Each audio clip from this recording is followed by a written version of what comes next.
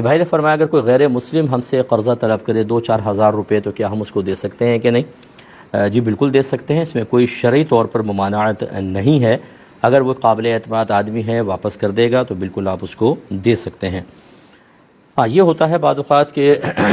تقابل ہو جاتا ہے کہ ایک غیر مسلم بھی ہے ایک مسلمان بھی ہے اور دونوں ایٹ اے ٹائم آپ سے کوئی چیز طلب کر رہے ہیں تو پھر حق مسلمان کا زیادہ ہوتا ہے۔ جیسے آپ کوئی چیز نفلی صدقہ کرنا چاہتے ہیں، ایک غیر مسلم بھی بہت غریب ہے ایک مسلمان بھی غریب ہے، تو پھر مسلمان کا حق زیادہ ہوتا ہے، اس کو فوقیت دینی چاہیے۔ لیکن ہمارا مذہب اسلام ایسا تنگ نظر مذہب نہیں ہے کہ غیر مسلم کو حقیر جان کر احسانات کے تمام دروازے اس کے لیے بند کر دے، بلکہ اگر کوئی مسلمان مقابل نہیں ہے تو آپ غیر مسلم کے ساتھ بھی اچھا سلوک کر سکتے ہیں۔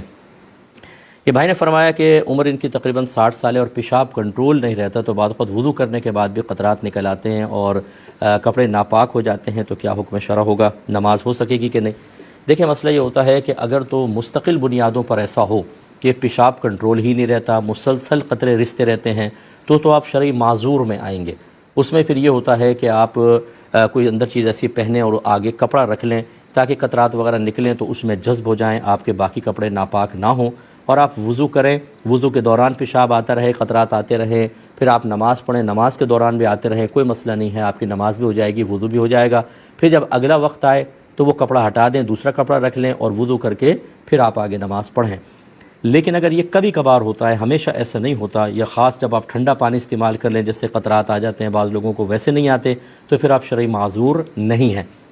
پھر آپ کو یقیناً اگر خدا نخواستہ وضو کرنے کے بعد قطرات آ گئے تو پھر آپ کو تھوڑی سی تکلیف دوبارہ برداشت کرنی پڑے گی اور دوبارہ آپ وضو کریں گے اور پھر نماز پڑھیں گے، ورنہ آپ کی نماز نہیں ہوگی۔ اور ہمارا مشورہ یہ ہے کہ کسی اچھے حکیم یا ڈاکٹر سے آپ مشورہ کریں، اور ایکسرسائزز کچھ اس کی ہوتی ہیں وہ بھی آپ کریں، اور میڈیسنس یوز کریں، انشاءاللہ ٹھیک ہو جائے گا، اللہ تعالیٰ کرم فرمائے گا۔ اپنے آپ کو ہم بالکل لاچار، بے بس اور بالکل شکست خوردہ تصور کرنا شروع کر دیتے ہیں، جس کی بنا پر بیماریاں ہم پر غالب آ جاتی ہیں۔ تھوڑی سی ہمت کریں۔ آج کل تو ویسے ہی انٹرنیٹ کے اوپر بھی ورک آؤٹ بہت سارے آپ دیکھ سکیں گے، ایکسرسائزز دیکھ سکیں گے، اچھے وہاں پہ ڈاکٹرز ہیں بیٹھے ہوئے جو سجیشنز دے رہے ہوتے ہیں، ان کو آپ دیکھ لیں، تھوڑی بہت ہاؤ ہونی چاہیے اور انشاءاللہ یہ مرض آپ کا دور ہو جائے گا۔ یہ بہن نے فرمایا کہ کیا نماز میں جب ہم اتحیات پڑھیں، پھر درود پاک، پھر دعا پڑھتے ہیں، اس کے بعد اللہم آمین کہہ سکتے ہیں کہ نہیں؟ دیکھیں کہنے میں کوئی مسئلہ نہیں ہے، جیسے الحمد کے بعد بھی آمین کہتے ہیں، لیکن یہ سنت سے ثابت نہیں ہے، اور ہمارا مشورہ یہ ہوگا کہ جب کوئی چیز سنت سے ثابت نہیں تو جہاں تک سنت سے ثابت ہے وہیں تک رکھیں، کیونکہ پھر ہم اس کی تلقین کرتے ہیں اپنے بچوں کو، پھر وہ اس میں تھوڑی سی ایڈنگ کرتے ہیں، پھر ایک اور آدمی ایڈنگ کرتا ہے، اور پھر وہی ہوتا ہے جو آج کل ہو رہا ہے ہمارے گھروں میں، کہ اگر آپ لوگوں سے اصل دین کے بارے میں معلوم کریں جو حقیقتاً نبی کریم صلی اللہ علیہ وسلم سے چل کر بیانی اصل شکل میں آیا، وہ تو بہت ہی کم آپ کو نظر آئے گا، اور اپنے پاس سے پھلجڑیاں اور ایڈنگ ہم نے اتنی کر دی ہے کہ وہ اصل شکل اس کی مسخ ہو گئی ہے۔ اچھا یہ میں عوامی ایڈنگ کی بات کر رہا ہوں، اگر علماء اسلام کسی صحیح مصلحت کی بنا پر کسی چیز کی اجازت دیں تو وہ عین شریعت ہی ہوتی ہے، یاد رکھیں۔ اللہ تعالیٰ نے فرمایا یا ایھا الذین آمنوا اطیعوا اللہ واطیعوا الرسول واولی الامر منکم، اللہ کی اطاعت کرو، اس کے رسول کی اطاعت کرو، اور ان کی جو تم میں حکم والے ہیں، اور حکم والے سے مراد علماء، مفتیان کرام جو لوگوں کو مسائل سکھاتے ہیں، احکام بیان کرتے ہیں، ان کی تربیت کرتے ہیں۔ تو جب اللہ نے فرما دیا کہ ان کی اطاعت کرو تو اس کے مطلب اگر وہ اپنی رائے سے کوئی چیز قائم کریں گے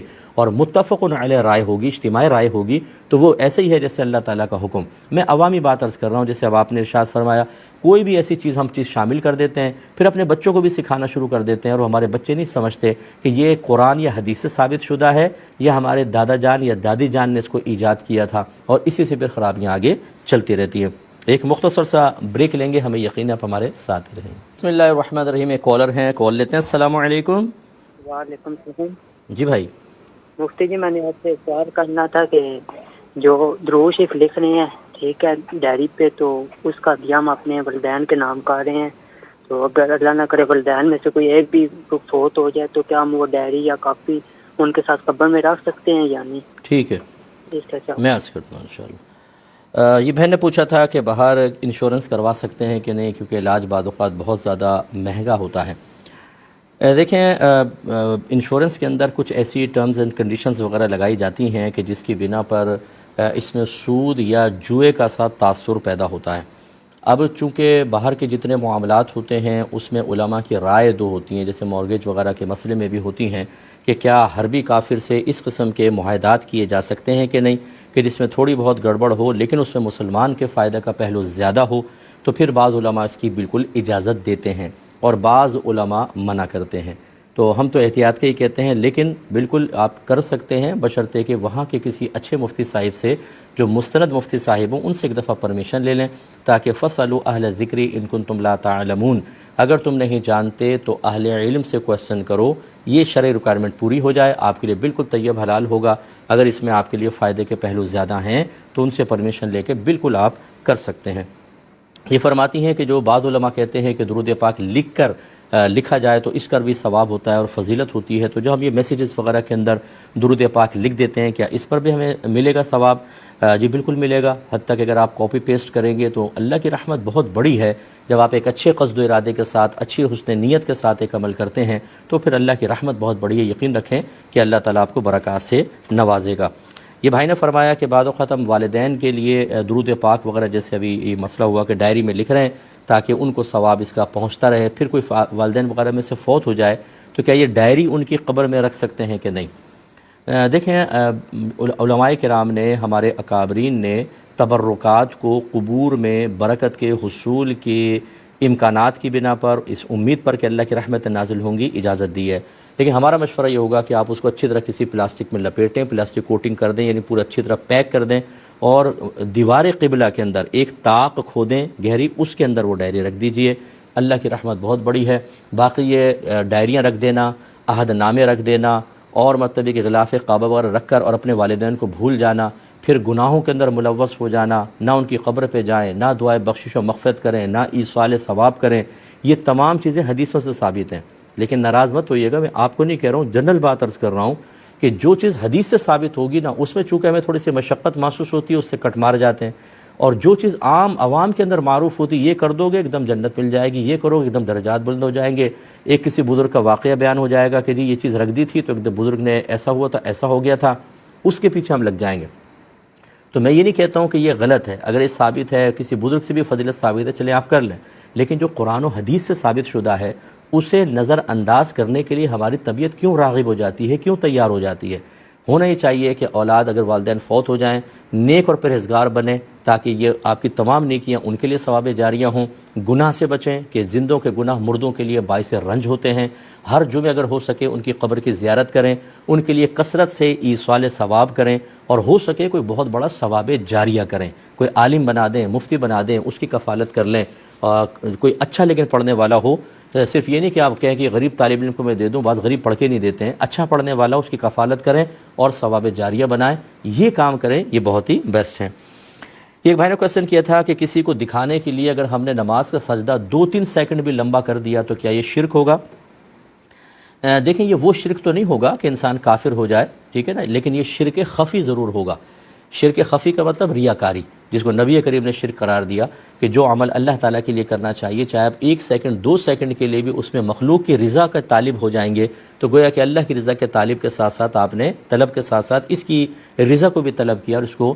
شرک خفی کہتے ہیں، ریاکاری کہتے ہیں، اور یہ حرام اور گناہ کبیرہ ہے۔ بعض اوقات غیر ارادی طور پر ہو جاتا ہے، ایک دم شیطان دل میں خیال ڈالتا ہے، سوچنے کا موقع نہیں ملتا، ہو جاتا ہے، تو چلیں ہو گیا، گناہ تو اب بھی ہے، لیکن جیسے ہی آدمی کو احساس ہو فوراً توبہ کریں، شرمندہ ہوں اور آئندہ ایسا نہ کریں، اور کبھی بھی اس چیز کو طویل نہ کریں۔ یعنی جو آپ کو پتہ ہے کہ میں ریاکاری کر رہا ہوں، لیکن متاثر کرنے کے لیے، لوگوں کو اپنے طرف مائل کرنے کے لیے، ان کے دل جیتنے کے لیے، کسی محفل میں مرکز نکاح بننے کے لیے، پیسے کے لیے اگر آپ نے کوئی طاعت کی تو پھر یاد رکھیں کہ یہ نہ صرف ثواب ضائع کرے گی بلکہ آخرت میں شدید عذاب کا سبب بھی بنے گی۔ ایک بھائی نے کہا کہ لوگ امام حضرات کے سامنے وضو غلط کر رہے ہوتے ہیں، نمازیں غلط پڑھ رہے ہوتے ہیں، لیکن وہ ان کو کوئی نہیں ٹوکتے، کوئی نہیں سمجھا رہے ہوتے، نہ کوئی فرض علوم وغیرہ سکھاتے ہیں، اور بس کرامات وغیرہ اپنے بیانات میں بیان کرتے رہتے ہیں، کیا حکم شرع ہوگا؟ دیکھیں، پہلی بات تو یہ کہ علماء پر بالکل تنقید نہ کریں، وہ کیا کر رہے ہیں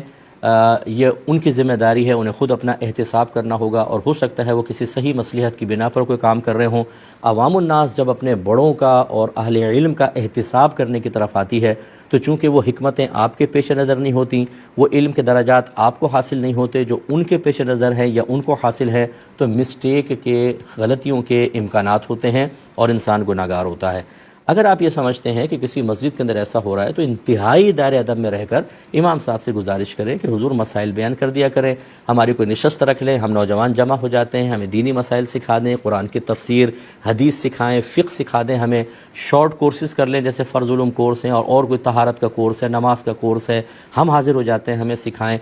کمیٹیوں سے آپ گزارش کریں کہ وہ کریں کہ اس طرح کے پروگرام رکھیں مساجد کے اندر تاکہ ہمارے نوجوان سیکھیں۔ باقی یہ کہ بہرحال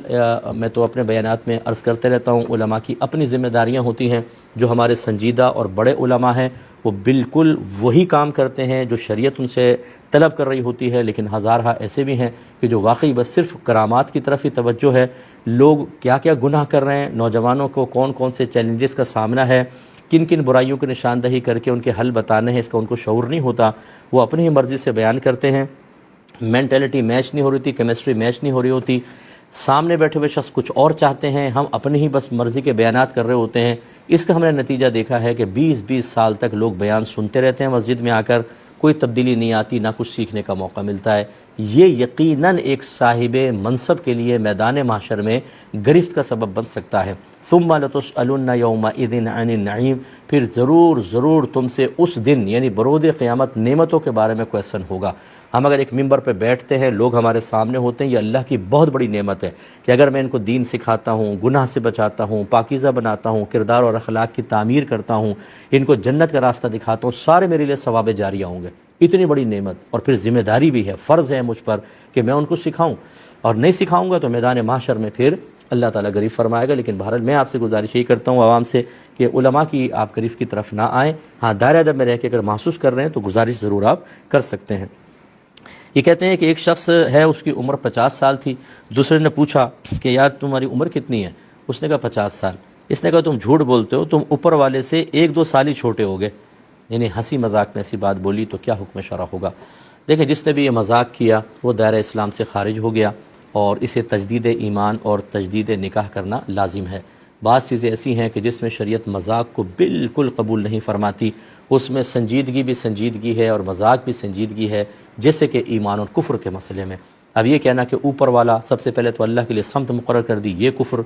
پھر یہ کہا کہ اس سے 1-2 سال ہی چھوٹے ہو گئے، اس کا مطلب ہے کہ عمر اس کی ہوتی ہے جو پہلے نہیں پیدا ہوتا، پھر پیدا ہوتا ہے تو ہم اندازہ کرتے ہیں 20 سال کا ہو گیا، 30 سال کا۔ اس کا مطلب اس نے یہ عقیدہ بھی ظاہر کیا کہ پہلے خدا موجود نہیں تھا، اس کے بعد مارز وجود میں آیا، یہ دوسرا کفر۔ پھر اللہ تبارک و تعالیٰ کی ایک عمر مقرر کر دینا، یہ کفر۔ یہ بہت سارے کفریات اس میں جمع ہو گئے۔ اس لیے میں اپنے تمام نوجوانوں سے گزارش کرتا ہوں، اور گھروں میں ہماری بہنیں بھی بعض اوقات بیٹھ کے آپس میں مذاق کر رہی ہوتی ہیں، شریعت کا مذاق اڑا رہی ہوتی ہیں، ایسا ہرگز نہ کیا کریں۔ اور یہ جو آپ کے پاس پوسٹس کے اندر جوکس وغیرہ آ جاتے ہیں شریعت سے متعلق، اور یہ جو آج کل بھی میں نے نشاندہی کی تھی، کلپ بنا دی، کوئی بھی ایک مسئلہ لے لیا، ایک یہاں سے ہنس رہا ہے، ایک وہاں سے ہنس رہا ہے، بیچ میں کسی کے قہقہے ڈال دیے، آپ انجوائے کر رہے ہوتے ہیں، آپ کو نہیں پتہ چلتا بعض اوقات جو مسئلہ بیان ہو رہا ہے وہ بعینی ایک حدیث ہے، بعینی ایک آیت کا مضمون ہے، اور آپ کا اس کا مذاق اڑانا اصل میں اللہ اس کے رسول کا مذاق اڑانا ہے، قرآن اور حدیث کا مذاق اڑانا ہے۔ ایمان یوں نکل جائے گا ہاتھ سے، یہ تو ہنسانے والا روئے گا ہی روئے گا،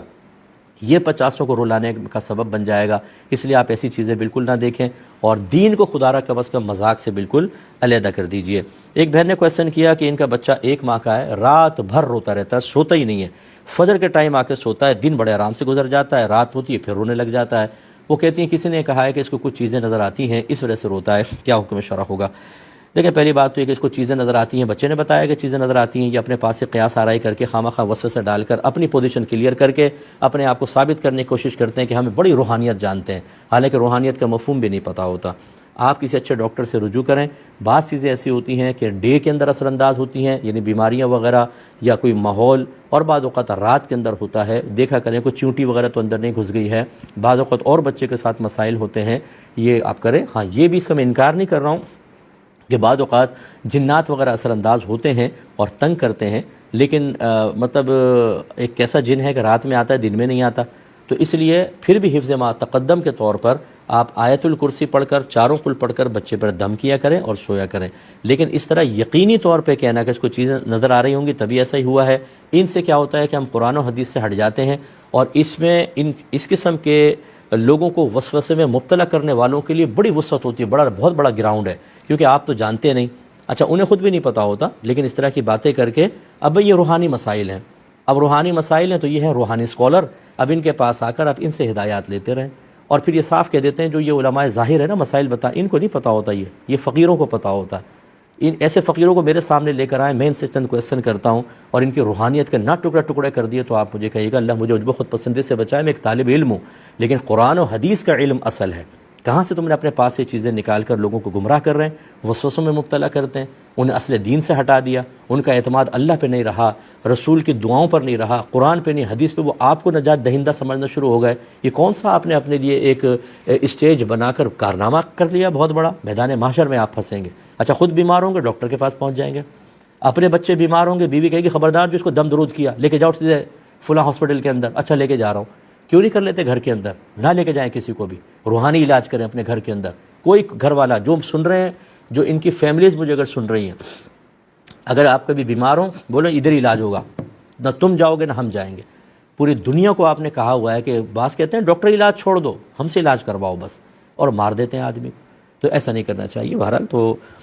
دم وغیرہ کر لیا کرے۔ اب چونکہ ٹائم مکمل ہو گیا پروگرام کا ٹائم، انشاءاللہ نیکسٹ فرائیڈے آپ سے دوبارہ ملاقات کا شرف حاصل ہوگا۔ اس وقت تک کے لیے اپنے میزبان کو، ہماری کیو ٹی وی کی پوری ٹیم کو اجازت مرحمت فرمائیں۔ آپ ہمارے لیے دعا کیجیے، میں آپ کے لیے دعا گو ہوں کہ اللہ تعالی ہمیں مضبوط ایمان والا بنا دے اور ہم اللہ، رسول، قرآن و حدیث پر وہ اعتماد کریں کہ ایسا اعتماد کسی کے اوپر بھی نہ ہو۔ آمین۔ وآخر دعوانا